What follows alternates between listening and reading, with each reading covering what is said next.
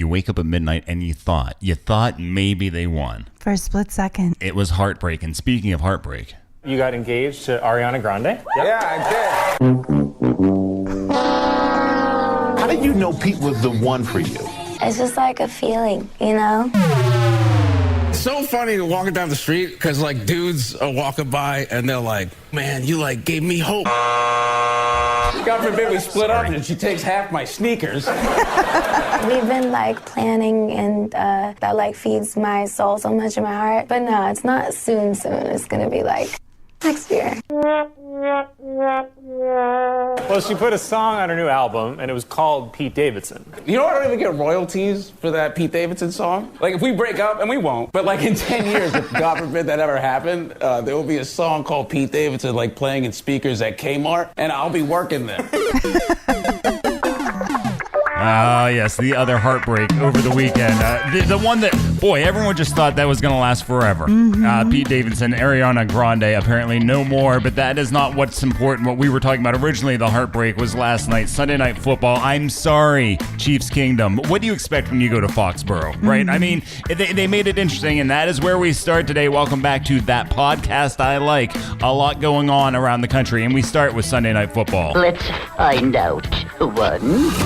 Last night, experience won over age. Tom Brady isn't quite ready to relinquish his position on top, but the Kansas City Chiefs quarterback, Patrick Mahomes, came real close. Yeah, Tom gave some great credit to the Chiefs and to Patrick Mahomes after the game. Yeah, he made some big ones. He made a lot of big ones. The one at the end to Tyreek was a great throw, and he had some other great throws. So tough to slow those guys down. They've been scoring a lot of points all year. They're going to be pretty tough to stop. So glad we had our last shot, and glad we took advantage of it. And that's exactly what it is. When New England Patriots have the last shot at home, it's very hard to beat them. And they must have had an amazing comeback in the second half. I went to bed at halftime, and they were losing bad. They were losing bad, but I woke up at midnight, and I saw that score 43-40 and thought for a split second they pulled it off, but didn't quite happen. And after the game, Patrick Mahomes really sounding like a veteran quarterback.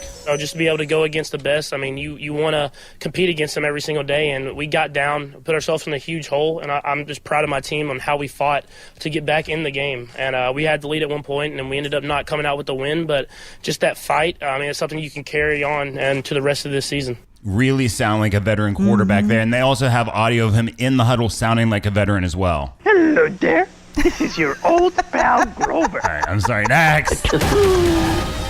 Elon Musk, the founder of SpaceX, co-founder of PayPal and Tesla Motors, has filed legal documents to develop a Tesla brand tequila, aptly named Teslaquila. Teslaquila. All right, listen, Patrick Mahomes, you don't need to hang your head today, but if you need to, go ahead and pour yourself a shot of Teslaquila. Now, it started as an April Fool's joke, as I understand, when he tweeted they'd gone bankrupt and they said he was passed out surrounded by Teslaquila bottles, right? With tracks of dried tears still visible on his cheeks. He might have just been high. You don't know. He could have had like red eyes or something from that. You know that he likes to smoke the weed. So apparently this took off then after that. It appears it wasn't a joke. Elon actually filed those documents to manufacture a distilled agave liquor and even tweeted a mock photo of the bottle, adding Teslaquila, it's coming soon. Well, I wonder if it really is. I mean, you can have your own marketing campaign for it, Teslaquila, for when your company removes you as chairman of the board. Teslaquila. Teslaquila for when you really want to build a submarine to rescue Thai children lost in a cave and tweet that the guy who actually rescued them, he's a pedophile. That might take two shots on that one. And finally, Teslaquila for when you realize it's more probable than not that we are living in a simulation than actual reality. And finally, something else you can blame on Teslaquila. A woman in Wyoming may drop out of a city council race because her side hustle is selling used underwear. Her name is Deborah Reno. However, online she goes by Misty Crockett. Worst online name ever.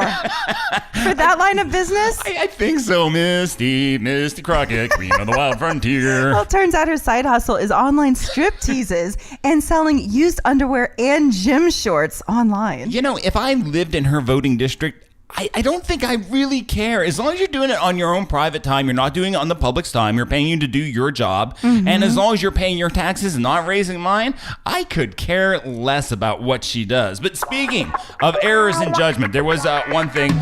Last week, we had talked about Kanye visiting the president, and I do want to He's still talking. He's still talking now. All right, we're going to join Kanye in progress. I just got back my IQ scores and they were Mensa level, 133, 98 percentile, like straight up Sigmund Freud, Tesla vibes.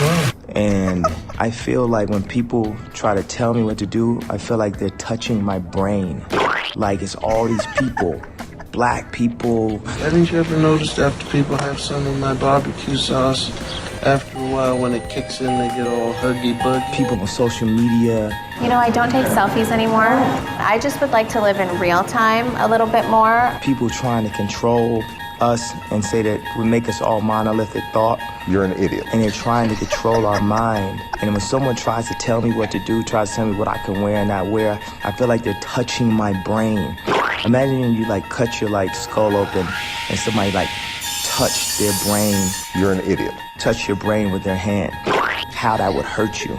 That's how it hurts me when people try to tell me what to do when I'm going from my heart and like try to tell me what to say. Right, you know what? I'm going to need a beer after all that. I have no idea what that. Later today, the other podcast, My Daily Beer, we will wrap up our BLV R&D Series 6-pack, and that is the DDH IPA in there. I can't wait. Look forward to doing that. Be sure to subscribe here, and we will do this all again tomorrow. You know we love you.